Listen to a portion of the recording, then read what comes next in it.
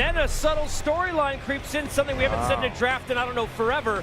The Hawks are becoming a huge winner at the draft. What? They were really high on 2 players and weren't sure which one to make sure to trade for. DeAndre Hunter, who's the other one? That would be Cam Reddish. The Hawks are in the next spot. Hachimura, tell us about him, Andy. Well, he has developed as well as you could argue any player in college basketball over the last couple of years. I was actually in Japan with Gonzaga when they played Pitt, when they recruited Rui Hachimura. This is years ago. And they had no idea he was going to become this good. At Gonzaga, players have been able to do this. He's a sponge. He's just learning English. He's just picked it up even more so. And by the way, Washington is a great fit. International city, obviously, for Rui Hachimura. He's got 46 members of the Japanese media following him here. I think he will love playing in the nation's capital, and I certainly think that fans in D.C. will be drawn to his charismatic behavior. Listen, I don't know what about the charismatic behavior, but I do know about his game. I love his game. I love the fact that he's a pit bull inside, but more important, he gives you versatility in the pick and roll game. I keep stressing about the mid pick and roll. That's what today's NBA is all about. Rui Hachimura is a big that's offense has improved, but the thing that I like about him, he can switch on a pick and roll and you don't feel like he's a big on an island, like he's a fish out of water. He can slide his feet, kind of similar to what we saw Kevon Looney do for the Golden State Warriors at times in the playoffs.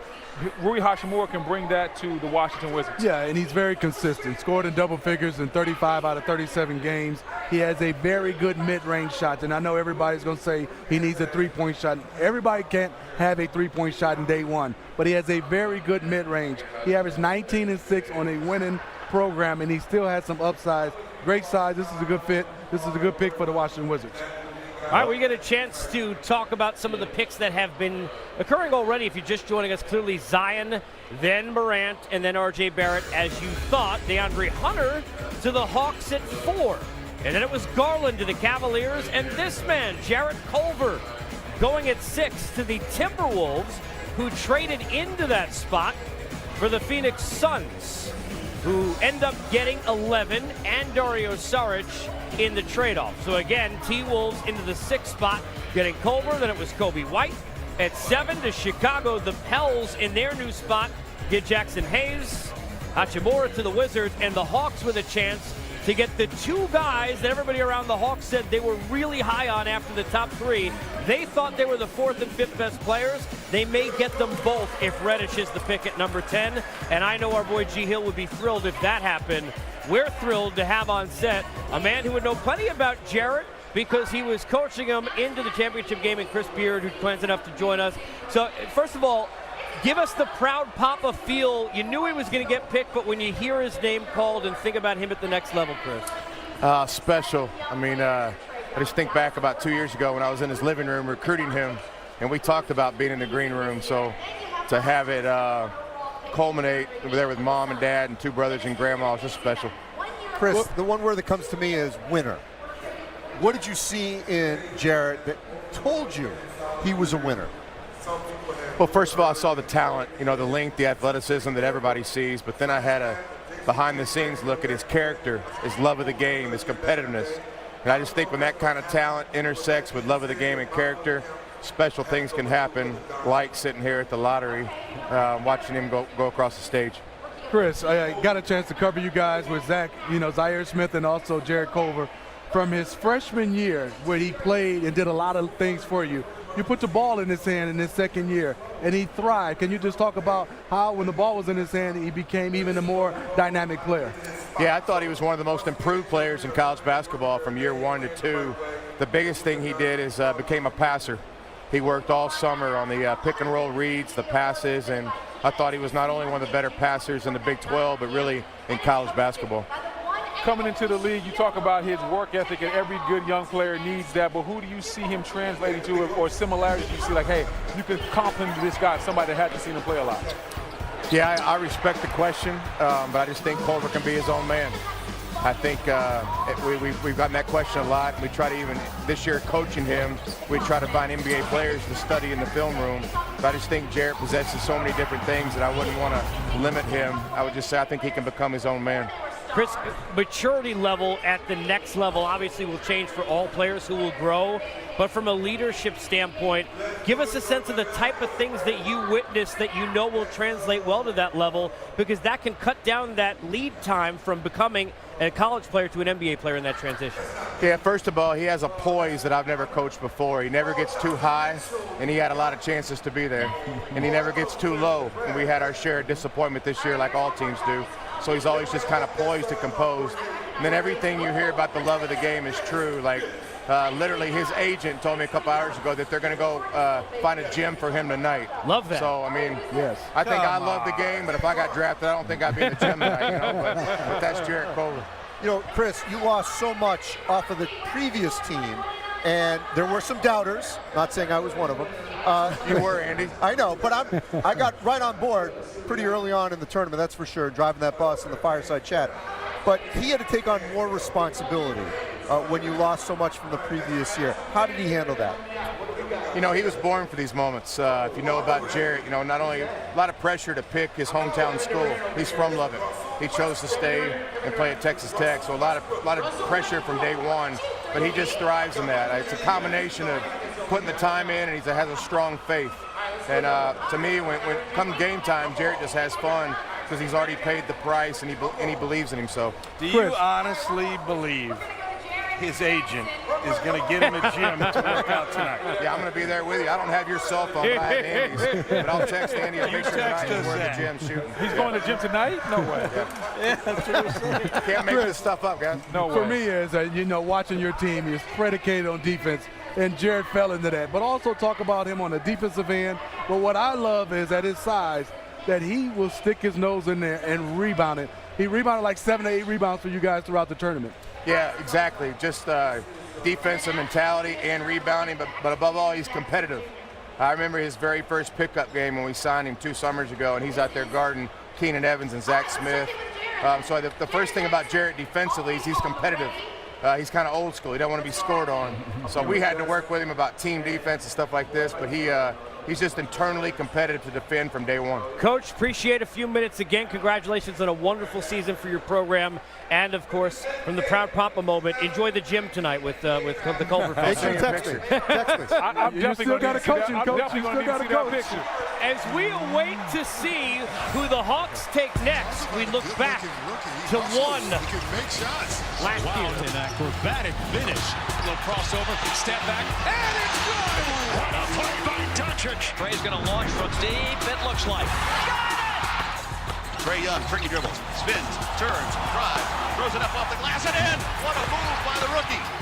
The passes he makes take your breath away sometimes. How does he find these guys? Trae Young and Doncic are both so prolific.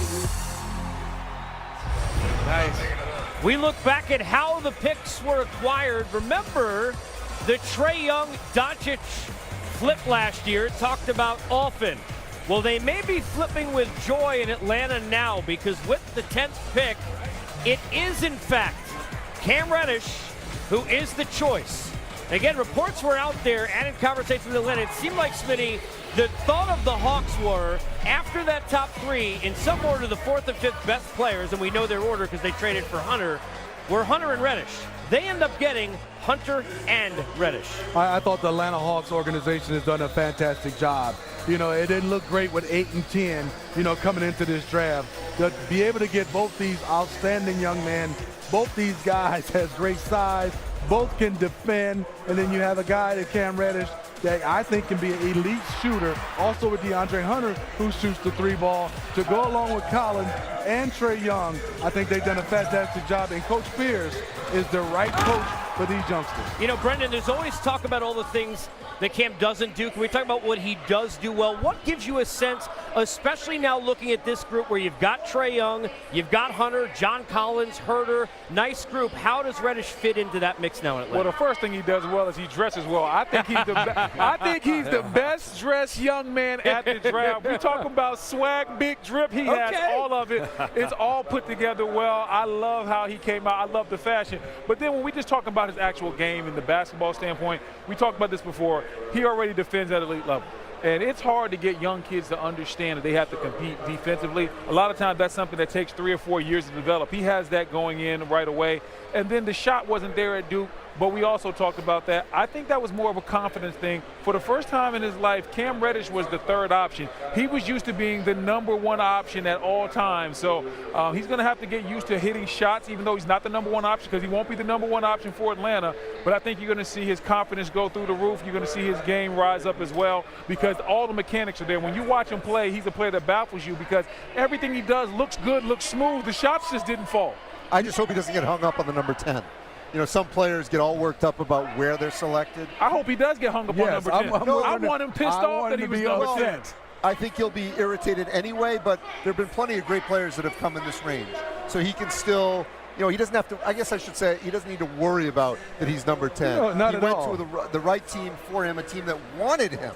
That's a big difference, too. A team that wanted him. Well, when you look at number 10, we have number 15 in Kawhi, number 15 in Giannis Antetokounmpo, two guys were the best player in the regular season and postseason. I think for him, I want him to be upset because he has the talent to be in the top 3. He has a great fit, and I want him, Andy, to be upset that he was the 10th pick. And that's the thing, when you talk to people that watched Cam, even in high school, people that had to have dealings with him, they said sometimes his energy level was like this.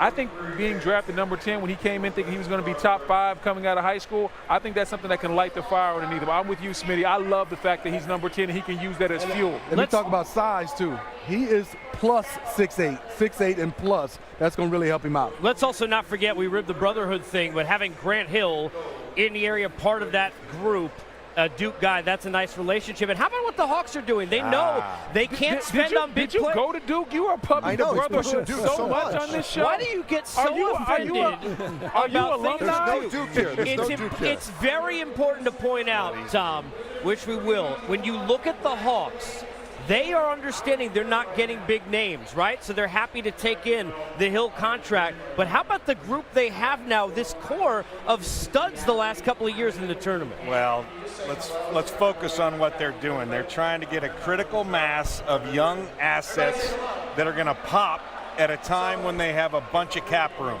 And guys, next year they're lining it up nicely where they're going to have a ton of room after everybody spends like drunken sailors in the next 2 weeks. I mean, you're going to see the NBA spend a ton of money on free agents.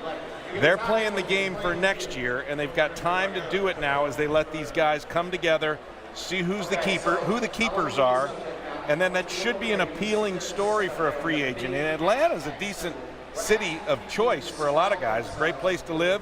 You know that. Yes, it is, Tom, and I'm with you. And I think the one thing I love what the Hawks organization did, they kept trying to win at the end of the season. Yeah. And yes, they have a group that they wanted to go out and keep winning. There was no, I don't want to say the word, but Atlanta Hawks, but they kept trying to win. That's what I love.